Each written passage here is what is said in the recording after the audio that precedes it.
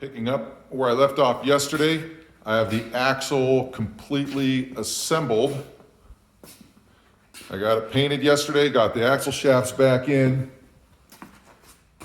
It is ready to be installed, and that's what we are going to do next. Looks like I got ahead of you a little bit, huh? I didn't, let me tell you. So I painted the axle, got it all ready to get installed. So I went ahead and installed the axle into the Jeep, but this is just to get it in place so we can check for interference issues. We have to know how much bump stop extension that we need to add. What is bump stop extension and why do we need it? We'll get into that here in just a little bit. But if you're at this point here, get your axle underneath your Jeep, and then we're gonna go over how to measure and check for a needed extension. I understand that trying to get this thing in your Jeep's gonna be a pain in the rear. You're gonna have to move it in with the floor jack, kind of wrestle the lower control arm mounts, then wrestle the upper control arm mounts, wrestle the shocks. I get that, but it's a fairly straightforward concept. Get the bolts in the holes, and then you know you're good to go.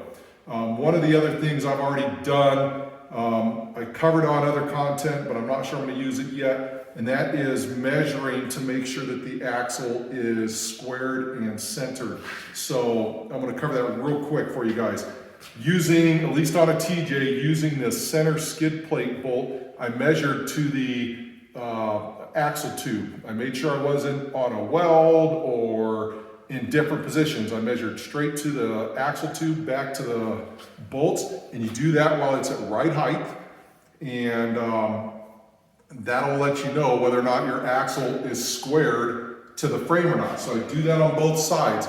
My measurements, when I first started, it was 1/8 of an inch off. Now that I have it dialed in, I'm about a 32nd of an inch, and I'm fine with that. So you wanna make sure you get that squared. And then we also talked about centering the axle. And what I did there is I figured out where the true center line on the axle tube was here. I marked it. I have a center line marked up here that I used the frame rails as a reference point. And you can plumb bob straight down for there or use a square as long as your axle is level. But plumb bob works even better, right down to that center mark, and then you know exactly where your track bar has to get mounted. So this is all installed right now. Let's talk about checking for points of interference. All right, what is bump stop extension and why do we need it? First of all, let's talk about the suspension a little bit in its stock configuration. Imagine I don't have a lift on here. You're talking a plain bone stock Jeep. When it travels down the road, the suspension moves up and down, the spring compresses up and down, and the shock is what controls any of the harshness, vibration, things like that. Well, if you hit, let's say, a pothole, it's gonna drive your axle way up high because it's gonna be a hard event that's gonna hit that. And what happens is you can overcompress your shock. You could have your track bar mount hit your differential cover. There's a whole bunch of things that can be an interference issue that can cause damage. So in its stock configuration, Jeep, they put a bump stop pad down here on top of the spring perch, and up here you have a bump stop cup, and as the suspension travels upwards, that pad will stop when it reaches this cup. And it may be a little bit violent if you hit it hard enough. It does have these, what are called jounce bumpers that are, they get pushed up and in there. These are just to soften the blow a little bit, but these aren't gonna stop it from going all the way up. So these are designed to prevent damage in the stock form. So you're not gonna damage your shocks, you're not gonna damage anything else that may get in the way. Now, when we come along as the aftermarket group and we change things, then we need to add what's called bump stop extension. So think in terms of stock, there's nothing here. We don't need to extend anything because it's already been engineered in that configuration. We come and add a lift now, and we still have the same things we need to worry about. We have to worry about overcompressing our shocks. We have to worry about our track bar, things like that. So what we have to do is take extension and put it on top of the pad here, or sometimes you'll see people add extension in through the cup. Not a fan of that, but anyway, we have to add on extension in order to keep things from getting damaged. So let's talk about some of the things that are going to be interference issues and things that can get damaged.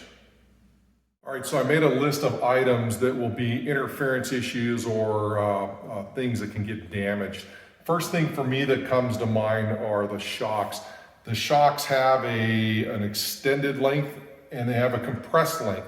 The problem is if you have a violent event where the axle is coming up and you don't have sufficient bump stop extension in there, then it can overcompress and damage your shocks. That one to me is a no-brainer.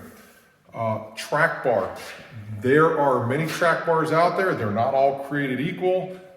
Some are stronger, some are weaker, but the big thing is it's how they are bent in order to clear your differential cover as well as your steering.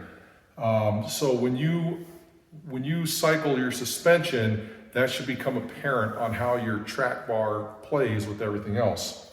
Steering components. So when you cycle your suspension all the way up, take and turn your steering wheel. That'll let you see your steering, whether it makes contact with anything. Springs in the sense of coil binds. So when you go to a aftermarket lift spring, check the manufacturer's data on it to figure out what the compressed height of that spring is. And you need to take that measurement and make sure that you won't go into coil bind when your axle is being cycled. Tires. Tires in and of themselves, no. However, when you cycle the axle and you put one side at full stop, the other one at full droop, your tire is going to want to come up into your fender. So you have to see, is it going up into the fender a lot? Is it going to bend my fender? Is it going to cut my tire from the sheet metal? Look at that. Diff covers. So I talked about your track bar. Certain track bars will get around diff covers. Others won't. The thicker diff cover you have, the worse off you're going to be.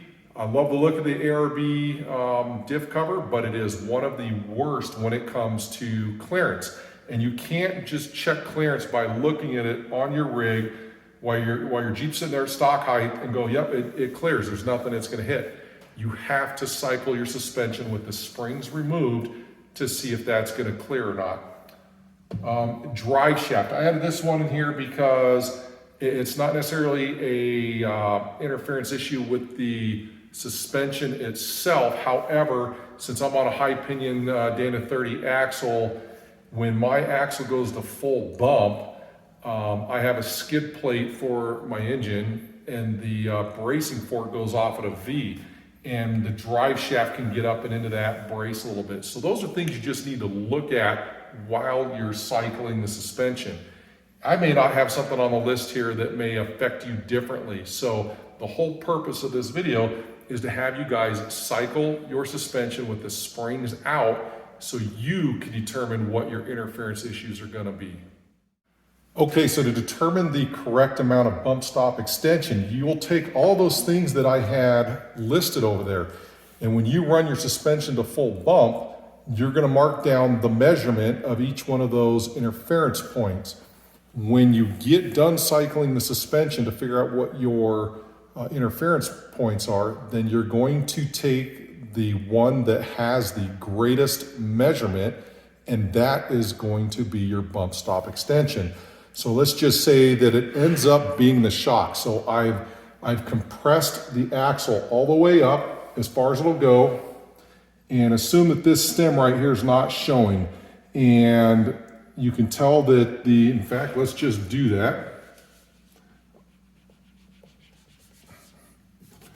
All right, I've compressed the suspension all the way up, and now my shock is bottoming out right there. I take that measurement now between here and here, and that is what is going to be my needed bump stop extension. Remember, this here is the spring perch pad. This is the cup on the top side. I'm going to measure from the top of that to the bottom lip of that cup, and that is going to be my needed bump stop extension. But let's go run my Jeep through the cycling process so you guys can get a good feel for how that goes. and then yours may vary different than mine, and that's completely normal. You need to figure out what your first point of interference is going to be and set your bump stop accordingly. Now, one thing I don't like about aftermarket bump stop extension products that a lot of people build is that they make them in one inch increments. For example, metal cloaks. So if you go to Metal Cloaks, say, hey, I need some bump stop extension, they'll send you these rubber hockey puck type deals, and they make them in a 1 inch extension. So let's say your needed bump stop extension is only 2 1/8 inch of needed bump stop extension. The only way you're going to make sure you're not crashing things into each other is to add a full 3 inches of bump stop. So what you're doing is you're robbing yourself of 7/8 inch up travel. Doesn't sound like a lot, but believe me, 7/8 of an inch is a ton. People work their bump stops down to try to get 1/8 of an inch of up travel out of this. So I'm telling you, 7/8 of an inch is huge. So I'm not a fan of the one size fits all in 1 inch increments. There's a couple different ways you can do this. If you're adamant on using those type of hockey pucks, then what you could do is you could add a 1/8 inch metal plate on the bottom side. There's a couple things you can do there. What I do is I'll take, first of all, I have some bump stop extensions that are metal, and if those work, I'm going to reuse them. If they don't work, then you can take some of the poly body mount pucks, and they make those like a 3 inch length. And then what I do is I cut it down to the exact length I need, and that'll allow me to get the maximum up travel out of whatever bump stop extension I'm putting in there. To allow me to get the maximum travel out of my suspension because I'm putting in the correct amount of needed bump stop extension. So let's get over to the Jeep, get it lowered back to the ground, and let's start cycling this and see what we come up with. Okay, when I run my suspension through a cycle, I like to do it once at ride height. I like to do it at full droop, full stuff, full droop on one side, and then reverse it, full stuff, full droop on the other side. And during each of these, I turn the steering all the way left, I turn the steering all the way right, and see if I have any interference issues whatsoever. Now, one thing you guys are going to notice about this axle is I don't have any sway bar links attached right now. I told you my opinions on the sway bar links that I had. They're not going to work with a tie rod flip, which I plan on doing in the near future. So right now I don't have any sway bar links in the way, which kind of plays into our favor because it gives us a little bit better look. So right now the axle sits at ride height. So I'm going to turn the axle all the way left. I'm going to turn it all the way right and look for interference.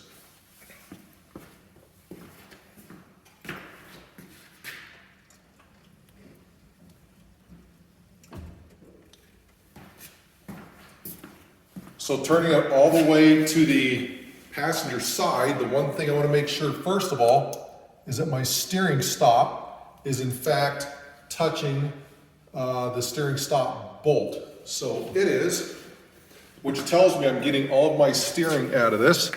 Looking down the line, I have zero interference issues on either side. I'll turn it back to passenger to driver.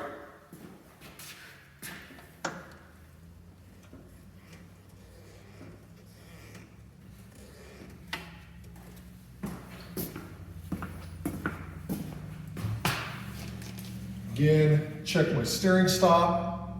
It's all the way over. And I have no interference issues. Okay, so now the axle is at full droop. I'll again turn all the way to passenger and then all the way to driver.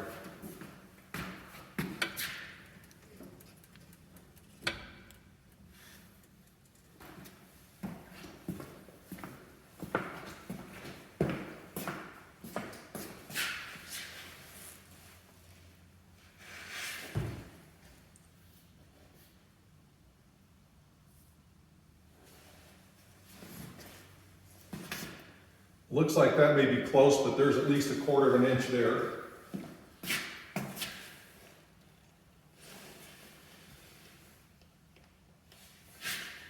Make sure my steering stop is able to go all the way over. Turn it all the way driver.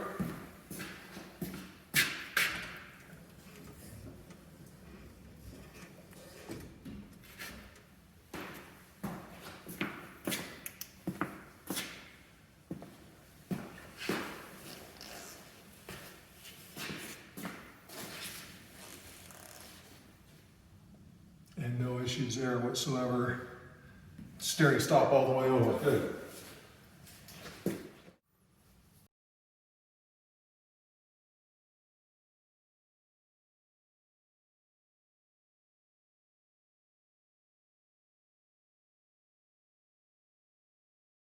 Shocks unless there are some other interference issues. Now, the wheels are pointed straight ahead. I want you guys to take a look right there. You see a couple nuts from my steering stabilizer mounting bracket. Those are, barely touching my tie rod. They barely make contact is all. So I'm okay with that. I've double checked that. The other thing is right there is my track bar that is making however slight of contact with the steering stabilizer mount bolt, or mount nut, I should say, that goes through there. Double check that. They just barely make contact at all. So I'm fine with that. Let's turn this left to right, see what happens.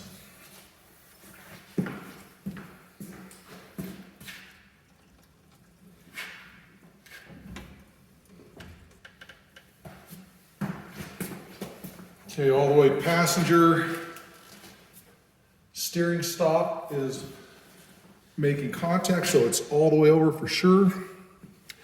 Looking right down that path, none of that stuff is touching anymore like it was at the straight forward position. And then over here, nothing is touching as well. Now, one thing you have to be careful over here, right where my track bar bolt goes, my drag link used to have the wrong bend in it, probably from either off-road and tweaking my track bar and tie rod, bending things, but it used to make contact with the track bar bolt.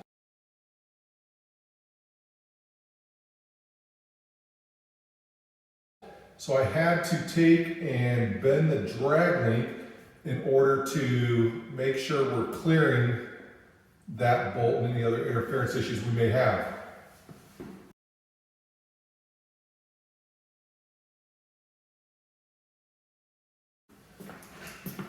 Let me turn all the way driver.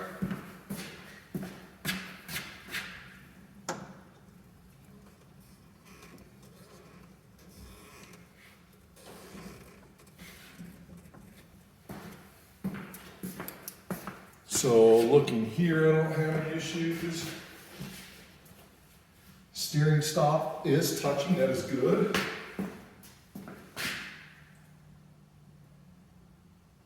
And I have no interference issues when it's all the way driver. So let me straighten this back out real quick.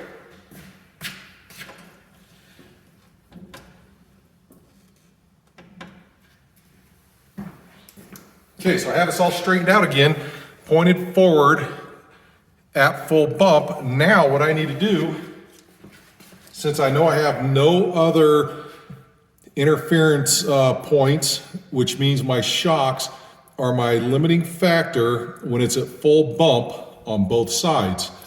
So I'm going to take a measurement real quick.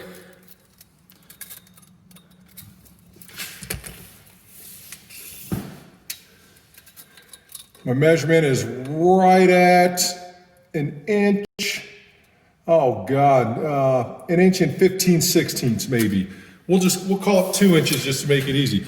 So right now I have a need for 2 inches of bump stop extension based just on the full bump on both sides. But that doesn't tell the entire story. Now I need to droop one side, keep the other side stuffed, and then do the opposite, and I'll take measurements there as well. So let's droop this side.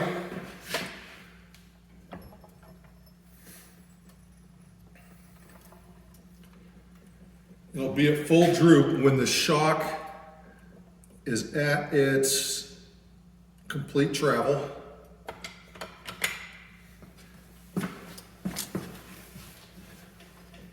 Now the track bar can tend to sometimes hold things up, so I have to help it out a little bit.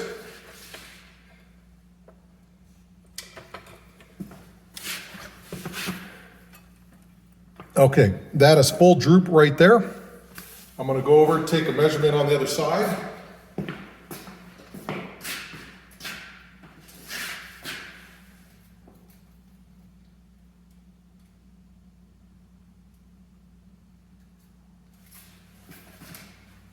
And I'm still at 2 inches. Now while I'm doing this, I also want to turn steering so I can take a look on that other side.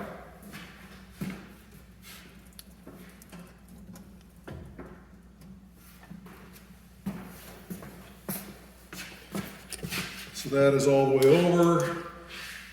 Steering stop is engaged. Woo-wee, perfect. Let me get the camera here and show you this.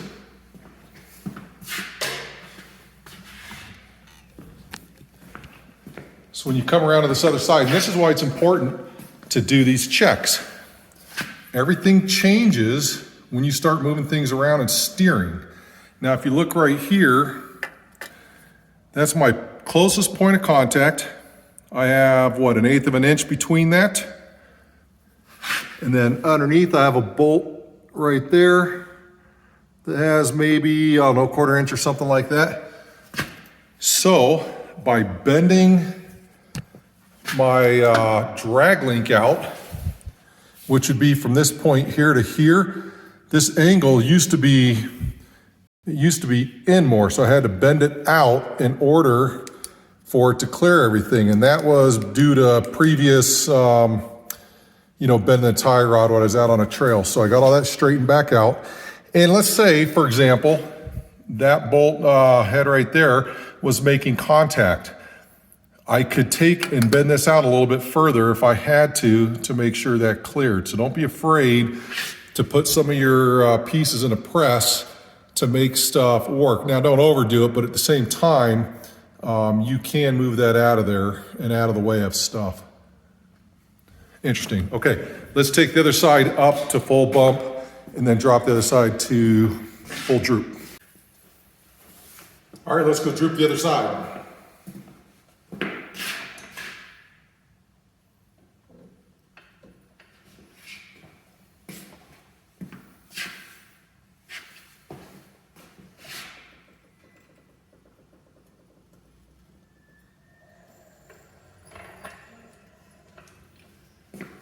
Now, as that continues to droop, you're going to notice the bump stop pad goes off at an angle, which makes sense, right?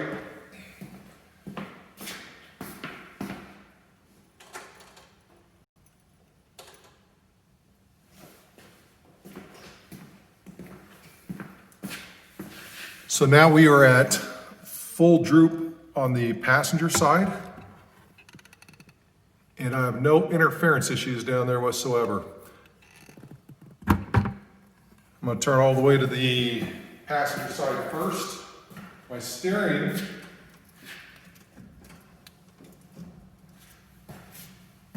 will lock up prior to going all the way, and that's because of the severe angle in relationship to the pivot arm, so that's normal. Again, no interference issues down there. Let's bring it back to driver.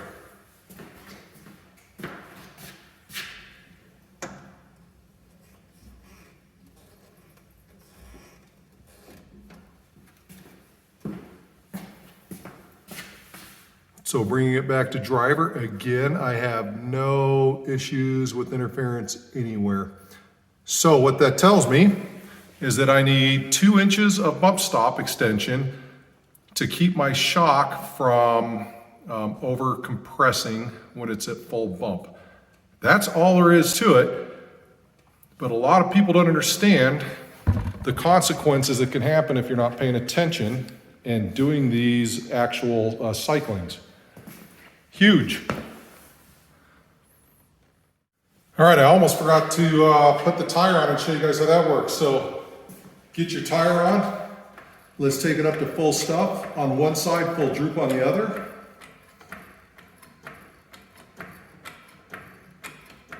And you can see right there, it just makes contact. And I lifted the Jeep off the ground. So that is full stuff. Now if you look, my tire still spins though, so it's not so much contact that I'm worried about damaging anything. First of all, those are steel fenders, but I'm not worried about tearing up the tire either. So it turns, it's not like it's compressed up in there, so I have zero problem with how it sits the way it is. All right, now that you guys know how to cycle a suspension appropriately, this should get you well on your way to getting this axle back under your Jeep and in service. Well, that completes the axle build series. Glad you guys followed along. I hope that you learned something, took something away to help you out with your build on this. I had just a great time doing this. It was a lot of fun. I'm learning new things as well. And just remember, if you can't fix it, BFH can always fix it.